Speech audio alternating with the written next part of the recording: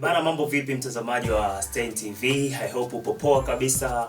Tunakukaribisha tena katika pindi letu la Kijanja hapa town. Tunakuletea story mbalimbali za wasanii kutoka ndani na nje ya mkoa wetu wa Kagera, na leo tutakuwa na msanii maarufu katika mkoa wetu na hapo baadaye tutamjua. Upo na mimi Chosen Touches, nitakuwa na mwanadada mahiri kabisa Mami D Won. Mambo vipi Mami D? Mambo yako fresh tu, nisijue. Niko poa kabisa. Hali ya hewa ikoje? Fresh iko poa kabisa. Leo bwana tumewaletea watu kitu cha tofauti kidogo, na tupo na msanii ambaye ana deal na live band, karaoke na bongo flava kwa ujumla. Msanii huyo watamfahamu kulingana na muda unavyozidi kwenda, na ningependa hapa nimkaribishe moja kwa moja aweze kujitambulisha mwenyewe ili tuweze kumalizia tulichoanzisha. Karibu. Yeah, asante sana. I go by the name of Mostri here. Yeah. Msanii wa Bukoba. Yeah. Nafanya muziki wa karaoke, nafanya muziki wa kwangu mimi pia binafsi. Yaani kifupi nafanya muziki wa aina yote. Yeah, hivi kwa haraka kidogo unaweza ukatuambia safari yako ya muziki ilikuwaje na ilianza vipi kwa faida ya wasikilizaji na watazamaji? Safari yangu ilianza kama utani, lakini siku nadhani nayaona matunda mdogo yani yanaanza kuja. Hayo matunda nadhani ingependeza kama watazamaji wangepata nafasi ya kuyasikia kutoka kwako mwenyewe, wajue ni matunda gani ambayo umeyapata wewe kama msanii kutoka ndani ya mkoa wa Kagera. Shows, napata show nyingi. Napata show, nafanya show, napata show kwenye maharusi makubwa, ma-event makubwa sana. Samani, naweza kukumbushia pale amekuuliza safari yako ya muziki ilianzia wapi? Unaweza kutuelezea ili watazamaji waweze ilianza kama utani. Yaani ilikuwaje hadi kufikia hapo ulipo kipindi cha nyuma, yani kabla hujaanza mpaka sasa hivi? Okay. Kipindi cha nyuma nimekutana na changamoto nyingi sana mpaka kuja kufikia hapa. Unajua unapokuwa unaanza muziki ni mgumu sana. Watu wengi wanajua kwamba muziki ni mgumu. Kwa hiyo vile unapokuwa unafanya sio kila mtu atakukubali. Kuna watu wapo kwa ajili ya kukatisha wenzao tamaa, yani sio kwenye muziki tu, hata kwenye maisha ya kawaida. Hiyo ni sawa kabisa. Yani nilikuwa nakatishwa tamaa bana, wewe achana nayo mambo, afanya kazi tu nyingine. Unajua zile. Ni jambo gani ambalo yani tangu umeanza safari yako ya muziki limewahi kukukatisha tamaa kabisa ukatamani ukasema bwana, kwa hali hii mimi hapa nimefika mwisho? Hiyo nadhani talisema, lakini nadhani ni wakuta wasanii wengi sana. Right. Yaani kwa mfano labda umepata kazi sehemu, yani labda mtu kakuamini anajua utafanya vizuri. Umefikia sehemu hapo, umepanda stage afu unasikia shuke. Wewe. Hiyo inakata kweli. Yaani hapo ndio unaweza kusema kwamba bana mimi muziki niachane nao tu. Vipi ulianza muziki na umri gani? Nadhani kama 24. Miaka 24. Kwa hivi sasa una miaka mingapi? Sasa hivi ni miaka 28. Kwa hiyo toka umeanza muziki una miaka mingapi? Na miaka kama kitu kama miaka 12 hivi. Tukiendelea hapo, ni aina gani ya muziki unayofanya unayojihusisha nayo kwa sana? Maana mimi kwa upande wangu kwa kiasi kidogo ninachokufahamu na kuona kwenye kumbi mbalimbali, naona ni nyimbo nyingi unafanya, naona unaimba mpaka nyimbo za Kihindi kwenye karaoke session. Wewe ni nyimbo gani ambazo ulianza nazo wewe na unazipendelea wewe kama wewe yani? Muziki wa Baibuda. Unaweza kutueleza? Ni muziki fulani wa Kiswahili, yani muziki labda niseme kwa mfano muziki anafanya Mbosso, anafanya Lava na Zuchu. Naomba kionjo kidogo cha huo muziki wao. Mimi nadhani swala la kionjo atatupatia mwishoni. Lakini kwenye upande wa changamoto pale hatukumaliza, maana alikukatisha Mami D. Changamoto kubwa si kama ulivyokuwa unasema kwamba niseme changamoto zipi nimekutana nazo. Hiyo changamoto yani nimecombine changamoto zote tuseme. Hiyo ya ashuke, upanda stage ni ashuke, yani unategemea kwamba hapa inabidi afanye kitu kizuri kikubwa. Wewe unajikubali kwamba utafanya. Alafu unafika pale unakatishwa tamaa na watu nini. Lakini hiyo sidhani kama ni kwa mtu anayeanza tu. Nadhani hata kwa wasanii wakubwa, Zuchu ulimuona kule karushiwa vitu. Ilikuwa hatari kabisa. Kwa hiyo ni huwezi kumpangia mtu, yani mtu anapokufikiria yeye huwezi kumpangia. Kwa hiyo kikubwa ni kufanya kazi yako tu na kuamini. Vipi familia yako inasupportije kuhusu hili swala la muziki? Mimi ananisupport ni mama yangu tu. Kwa nini sio baba anasupport? Unajua mimi ni mtu wa dini, unajua. Dini sana. Kwa hiyo hata anapofanya mama sio kama anapenda sana. Unajua siku zote wanakwambia mpe mtoto anachopenda, anachostahili mpe. Umeona? Mtoto kimwona na kipaji cha mpira basi mweke huko. Kwani kipindi unaanza muziki ulikuwa bado uko nyumbani, ulikuwa umeshaanza kujitegemea? Nilikuwa nishaanza kujitegemea, lakini kipindi kwa nyumbani nilikuwa napenda muziki, nasikiliza muziki. Mimi kilivyo changu muziki. Niusikilize, niimbe. Kwa hiyo wazazi walikuwa wanaona kupitia mitandao ya kijamii au kusikia maneno baadhi ya watu wakiongelea? Walikuwa wakisikia kwenye redio, lakini hawaamini kama ni mimi.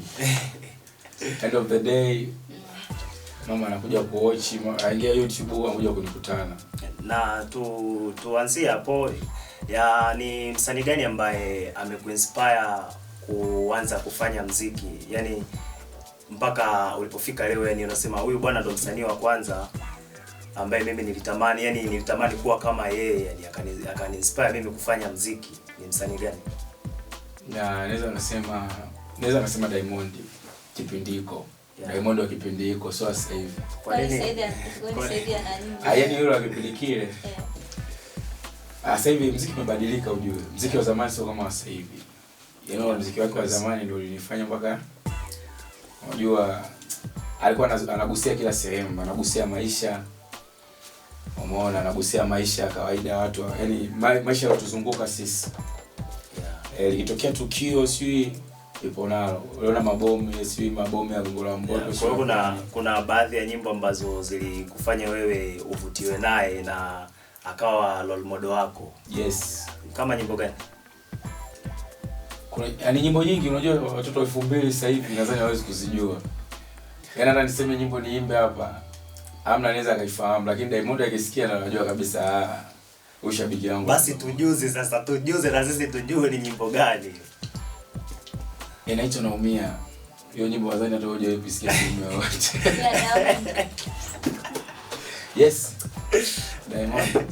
Naumia, of course mimi mwenyewe kiukweli sijawahi kuisikia.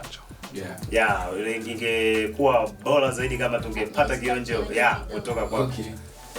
Unatanipa kuchunguma nikilala wazoea na tena napakia Munguma. Wewe kusema kweli unanionea. Mimi sija. Kwa sauti yangu nataka kulizalisha. Sawa, na mbali na hapo, na mbali na msanii aliyekuinspire kwa game ilivyo sasa hivi ya Bongo Flava, ni msanii gani ambaye unavutiwa naye kufanya naye kazi, au wasanii gani? Anaweza siwe mmoja, akawa ni wengi sana. Ni msanii gani ambaye unavutiwa naye? Wasanii wengi wanafanya vizuri sasa hivi. Wasanii wengi wanafanya muziki mzuri, wanaotoka yani wanafanya muziki mzuri sana wasanii. Kwa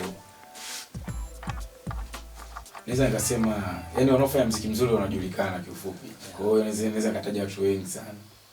Sisi kwa faida ya watazamaji wetu na mtu ambaye angetamani kukufuatilia kupitia hii interview, ingekuwa bora zaidi kama ukitutajia wachache tu, hata 2 3 tukajua.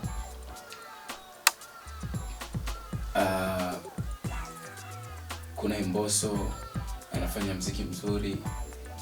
Lavarava anafanya muziki mzuri. Hata wasanii wanaotoka sasa hivi kama kina Dayo wanafanya muziki mzuri pia, wanaweza kufanya. Samahani kidogo. Hao wasanii wote uliowataja, unatamani kufanya collab na msanii nani kati yao wote uliowataja? Yaani collab ya kwanza. Yaani hao ndio wataje, ikitokea yote kati hapo, kwa sababu unaweza siwezi kuchagua. Lakini yupo mmoja kati yao anawabeba wote, unaweza kufanya naye kitu. Unaweza kutuambia watayeonye kukusikia. Anaweza tu kusema yule jamaa anaweza kufanya naye kitu. Naweza nafanya naye kitu, kuna mdogo Divoice naweza kufanya naye kitu. kwa sababu nadhani sote tunafanya muziki wa aina moja. Samahani kidogo, mimi nina swali la tofauti kidogo na la kipekee. Why Lava Lava? Lava Lava anafanya muziki ambao yani ndio nakwambia toka before kwamba by Buddha ndio muziki yani napenda. Yani hata ukisikiliza ule muziki Lava Lava anaofanya hafanyi mtu yeyote Bongo. Hakuna mtu anafanya muziki kama ule. Sawa, tutoke huko kidogo nije nikuulize swali la kitofauti na litakalofanya watazamaji wetu labda wakapata motisha kuendelea kukusikiliza ambao wanatokea hapa ndani ya mkoa wa Kagera. Ni changamoto gani unaipitia in general ya katika mziki wako hapa ndani ya mkoa wetu wa Kagera? Yani kwa nini mziki wetu wa Kagera uendi mbele kama unavyoona mikoa mingine kama Dar es Salaam, naona na Arusha kidogo wanazidi kupanda kule. Kwa nini Kagera tupo hapa mpaka leo na kuna wasanii wazuri kama nyinyi? Unajua shida inaanzia kwa watu ambao wanatakiwa kutusupport sisi. Yaani watu ambao wanabidi watuamini wafanye kazi na sisi, shida inaanzia kwao. Kwa sababu sisi mpaka leo hii hao watu wanaamini kwamba Kagera bado ni kijijini, yani ni Kagera lakini wanaona kama bado ni wilaya. Yani wanaona yani wilaya yetu yani sio kwamba wanaichukulia vipi. Kwa sababu naweza kukupa mfano mmoja, kwa mfano kama tuna msanii mkubwa anajulikana Saida. Lakini Saida sasa level aliyokuepo nao sasa hivi ingetakiwa iwe mara ngapi yake. Yani alitakiwa anatuwakilisha yani zaidi na zaidi. Lakini waliamini kupitia yeye kwamba ukifanya muziki wa asili au muziki wa Kirugha yani lugha yetu ya Kagera ya Kihaya ndio unaweza kusaidiwa. Yani unaweza kufika yani wenyewe kukufikisha unapotaka, lakini ule muziki huko wenyewe mnajua. Huwezi kutoka unafanya muziki mzuri, labda unafanya muziki kama hivi Saida ukapelekwa Bongo. Ukienda kuchuana eti na kina Sui Mondi unaimba muziki wa huko inakuwa kidogo ngumu sana. Kwa hiyo mpaka atupate support kwa sababu hatuwezi kuimba hizo nyimbo. Kwa hiyo ni kwamba ni watu wanaomba nyimbo za Bongo Flava kutokea hapa ndani ya mkoa wanapata uzito kidogo wa support tofauti na wasanii wanaomba Kirugha. Yani hawaamini kwamba hawaamini kwamba muziki wa Kiswahili wa Bukoba kama wanaweza kufanya vizuri kama wanavyofanya vizuri muziki wa Kihaya. Wewe kwa upande wako unaichukuliaje hiyo? Mimi naona itazidi kutufanya tuonekane kwamba ni kwa vipaji hamna. Kama unaona hata BSS zinaishia huko. Sasa wewe una mpango gani kuhusu hilo? Yani kivipi? Yani mpango ulivyo. Yani wasanii hawatoki kwenda mbele. Yani wewe una mpango gani kuchukulia yani hicho kitu kinachoendelea? Una mpango gani kuhusu ile swala lako la muziki kusogea mbele au utazidi kubaki hapa chini? Muziki itabidi nifanye. Mimi mpaka hivi nadhani wananijua, kuna watu baadhi wananijua, nimetoka hapa, nimeenda town, nimeenda Dar. Nimekutana na wasanii wengi tofauti wasanii wakubwa. Vipi kwa nini ulirudi kutoka Dar ukarudi kutena? Ni changamoto tu za kawaida za maisha kawaida, lakini nitarudi tu maisha. Lakini si tukiwa huko tunasikia wale wanaenda Dar wanafanikiwa, wao walipata. Ni ngumu kufanikiwa kirahisi. Dar unajua kuna wasanii wengi wakali wazuri sana. Lakini mpaka leo mtu anaambiwa toka mtu ameanza kuimba mpaka leo hii hajawahi kufaidi kitu chake alichokuwa nacho. Yaani hata kupata hela yote kupitia muziki wake na anafanya vizuri kuliko hata watu ambao wapo kwenye lebo. Sawa, wewe si unafanyia muziki Kagera? Yes. Una mafanikio gani? Mafanikio ninao mengi sana, na mafanikio makubwa na muziki wangu kwa Kagera, lakini kwa mikoa mingine hayo ndio tunayotaja, hayo mengi sana. Kama yani unajua huwezi kutaja mafanikio. Unajua kuna vitu ambavyo vinakuwa yani tunachotamani sisi kujua muziki wako umekufaidisha na nini? Yani umepata manufaa gani kupitia muziki wako kwa ujumla? Sio lazima utaje asset moja labda nimeingiza hichi, nimeingiza kwa ujumla, yani kwamba bwana mimi kupitia muziki nimewahi kushika kiasi kadhaa cha pesa, kupitia muziki nimewahi kufika sehemu fulani, nimewahi kufanya labda collab sehemu fulani. Yani sina zaidi kuelezea kwa sababu unajua naweza nikataja hivyo labda kama nimepata kiasi fulani watu watakuona kama content. Kwa hiyo ndio maana watu tunakaa nacho tu kama siri, lakini kikubwa tu ndo kama hivyo, unajua. Kupitia muziki wako unatumia gharama kiasi gani kuandaa muziki wako hadi kufikia hatua ya kutoka ili kusikia? Na mwanzo nimetumia gharama nyingi sana. Yaani kwa Kagera hapa niseme mimi kwenye muziki wa karaoke, muziki hii ya kuanza kupata hela, mimi ndo nimeanza kusimama kama nikiwa kijana wa kwanza kabisa. Sababu wasanii walikuwepo, wanafanya, wanatisha. Tunapata show, yani kipindi kile naangalia, mimi sijaanza kuimba. Kwa ndugu zangu wanaomba show, yani wanaomba wa perform waonekane tu. Lakini huyo mtu anaenda kuomba pale, kaenda studio, katoa hela. Umeona? Katoka studio kaenda mtafuta director, amefanya video, ameenda kuposti kwenye channel yake, sio ya kulipwa. Umeona? Lakini achoki kila siku zinavyozidi kwenda anazidi kufanya hivyo hivyo.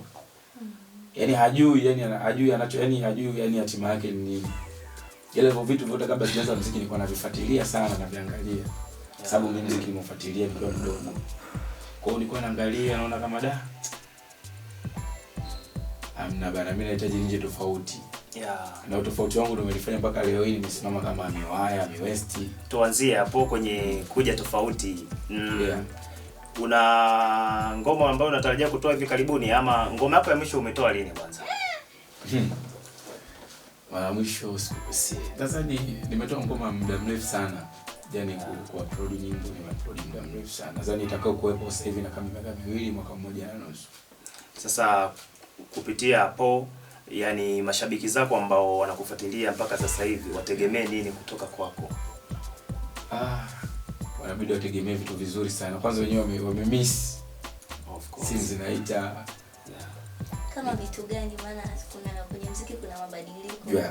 Mimi nilikuwa nafanya muziki wangu mimi mwenyewe kabla sijaanza kupiga covers na nini. Lakini angalia muziki wangu unanifaidisha na nini? Yaani unanilipa nini?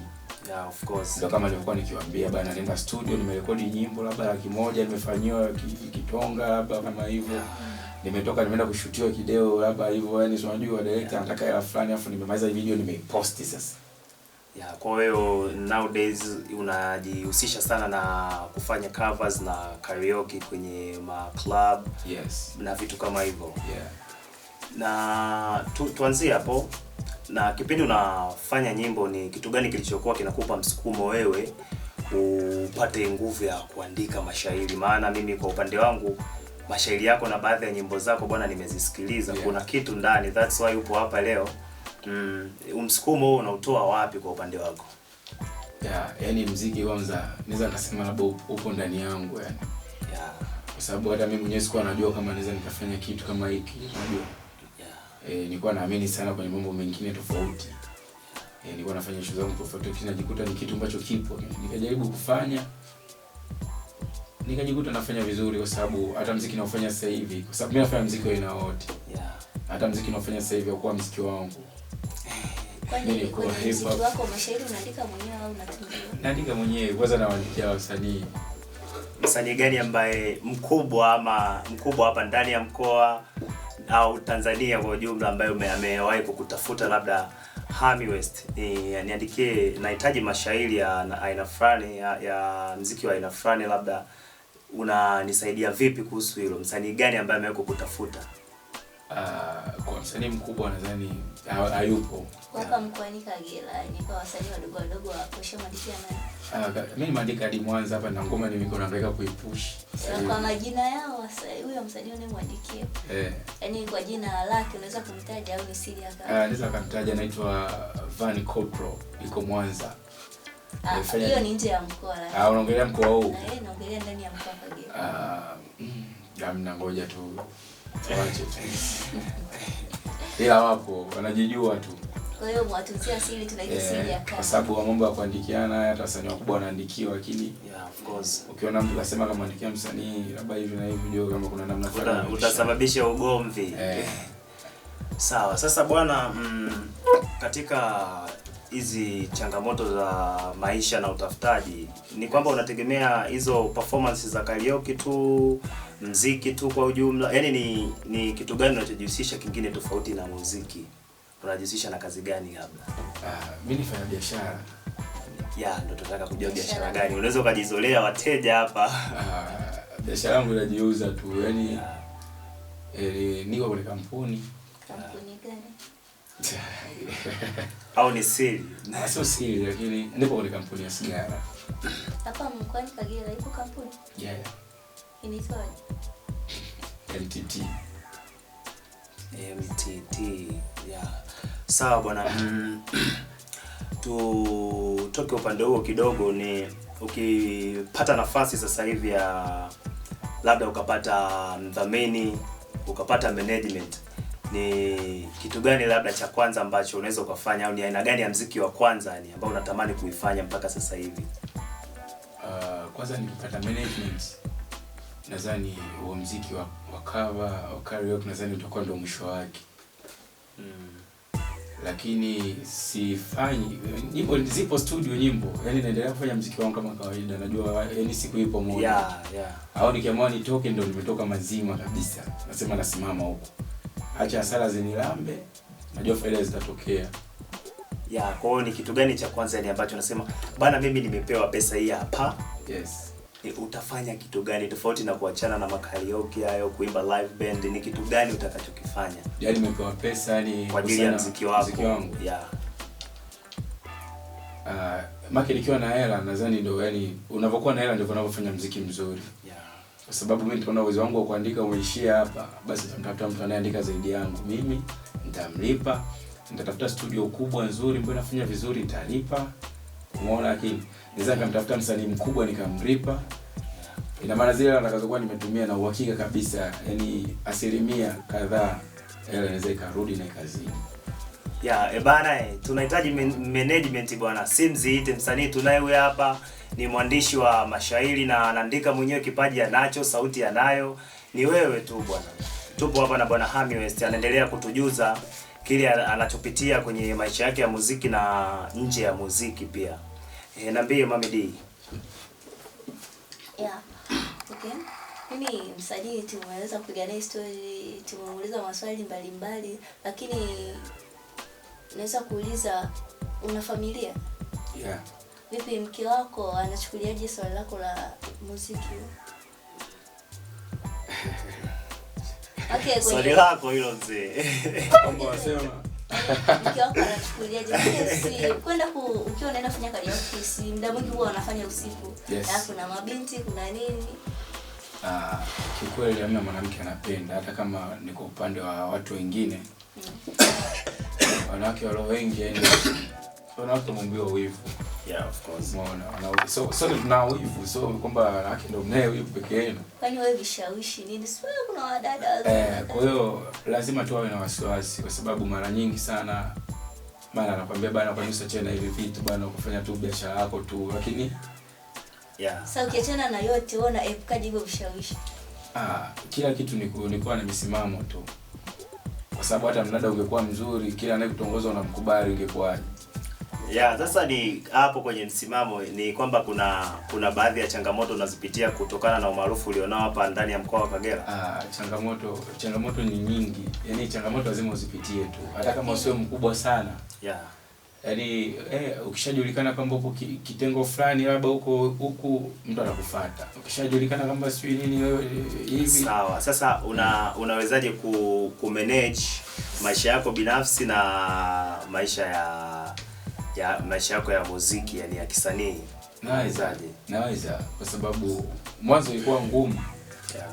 Mwanzo ilikuwa ngumu kweli, kwa sababu unashindwa tu kufanya nini. Kila anayekuja unaona kama ipo sahihi, amesema juu. Lakini baada ya kuwa na familia ndio walikuona kama kwa hiyo mambo sio mageni, sio nini, unaona. Sasa kwa hivi sasa unajionaje baada ya miaka kadhaa? Mfano tuseme baada ya miaka 5 unajiona wapi kimuziki kwa upande wako wewe? Unajiona wapi? Mimi najiona mbali sana. Kila mtu ana malengo, labda unaweza ukashare baadhi ya malengo yako uliopo nayo wewe kama wewe. Kwenye muziki lazima malengo yawepo. Kwa sababu huwezi kufanya tu muziki siku zote, mwisho wa siku umri unaenda. Of course. Kuna muda utafika utaona kabisa mimi siwezi kufanya muziki tena. hapa ni kupambana tu, nilete watoto wangu basi. Mimi naweza kuuliza kitu. Wasanii wengi wakijipata huwa wanakimbilia da. Vipi wewe usiku ukitoboa maisha yako utaenda da utabaki hapa hapa Ndio maana nakwambiaje, wakijipata wanakimbilia kule kwa sababu gani? Huko hamna support yoyote. Toka before tuliongea kuhusu hilo swala. Yes. Lakini sisi tunaweza tukasimama hapa na watu wakawa wanatoka dawa na kuja huko. Inawezekana. Wewe tukubaliane kuwa utaenda kule utabaki hapa. Kwa sababu gani? Unajua muziki hauwezi kwenda, yani muziki hauwezi kwenda hivi hivi kwa sababu kuna media, kuna mambo ya mitandao na nini. Lakini ukija kufuatilia kama da support ya media ni kubwa sana. Kwa sababu nikienda East Africa najua Kagera itaniona, Mwanza wataniona, sehemu nyingi tu wataniona. Wataanza kunifuatilia. Lakini hapo tuko State TV. Hasa kwa Bukoba tuna TV moja, kwanza yenyewe TV ni wenyewe mnajua ina mambo yake. Yes. Iko busy na issue zake kabisa tofauti na sisi. Yaani hawatufikirii kama tu. Kwa mwisho wa siku inakuwa ngumu yani wewe kupenya, unajua? Yeah. Inakuwa ngumu sana. Kwa hiyo inatakiwa ni utumie tu akili kwa sababu tuna wasanii wenzetu wametoka huko wako wanafanya vizuri. Umeona watu wakilisha vizuri. Sasa bwana, mimi nikupe taarifa tu. Hapa ndani ya media yetu tupo na studio ya muziki, tupo na watu wa production ambao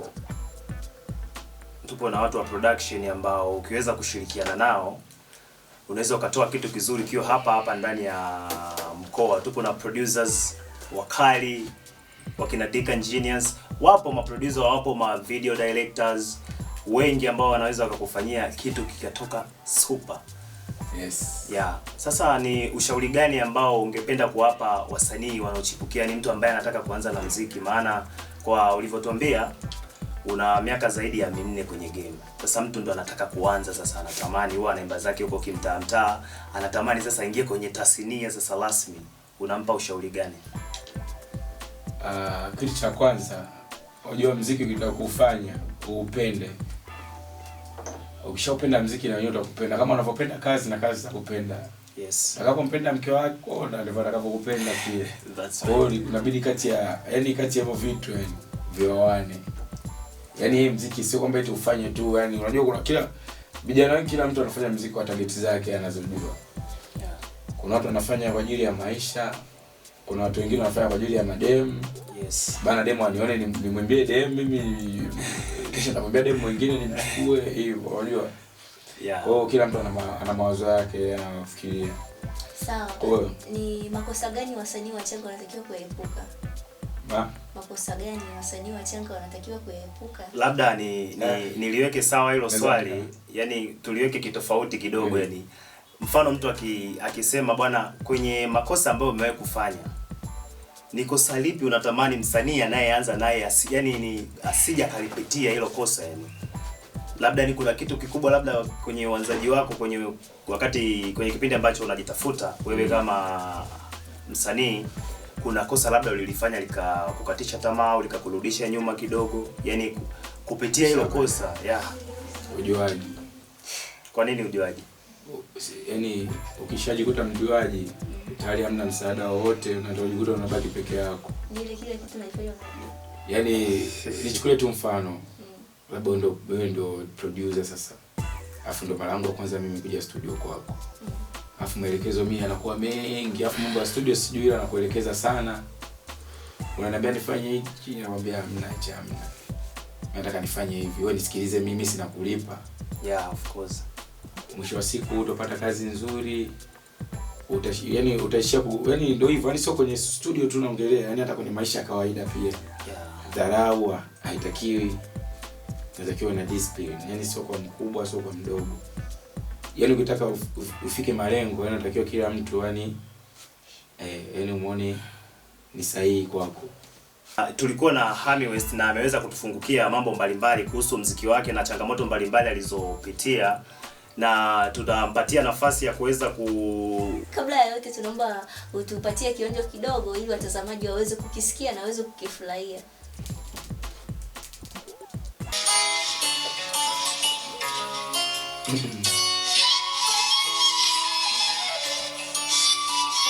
Control. Nasema nawe moyo, najua unanisikia. Kiongea nawe moyo najisi kabisa naumia kwa ndani. Nikipi kiniponza choma kasura kangu kaupone. Nikipende na kuwaga kipengele na kuwa boya mwenzangu na mweka mbele. Vipi nitakula kwa macho kucha na zinataka upele. Tatizo moyo wangu na kihelehele. Na ukiacho soko kupiga kelele. Kama matangazo ya vifo. Una nini wewe? Tulizana moyo mani nayaona. Una nini wewe? Tulizana moyo mana nayaona. Tulizana wewe wangu, tulizana moyo wangu, tulizana wewe wangu, tulizana. Yo wewe, hiyo ndio Hami West bana. Hivi kwa faida ya mtazamaji wetu akihitaji kukupata na kukufuatilia zaidi, anaweza kukupata kwa njia gani labda? Kwenye social network. Kama zipi? Napatikana IG, Instagram kwa jina la HamiWest_TZ. Yes, HamiWest_TZ. YouTube natumia Hami West. Pia zipo nyimbo zangu huko. Na mitandao mingine ya kijamii, Twitter, TikTok. Kwa hapa mkoani unapatikana maeneo gani? Napatikana Uswahilini. Pale kila Chuse. Bana, tunashukuru kwa muda wako mpenzi mtazamaji wa Stein TV. Ulikuwa na mimi Chuse Touches, nipo na Mami D1. Usisite kuendelea kutufuatilia kupitia page zetu za mitandao ya kijamii kama Instagram, Facebook, TikTok, X, zamani Twitter, kwa kuandika Stein TV_TZ. Hala.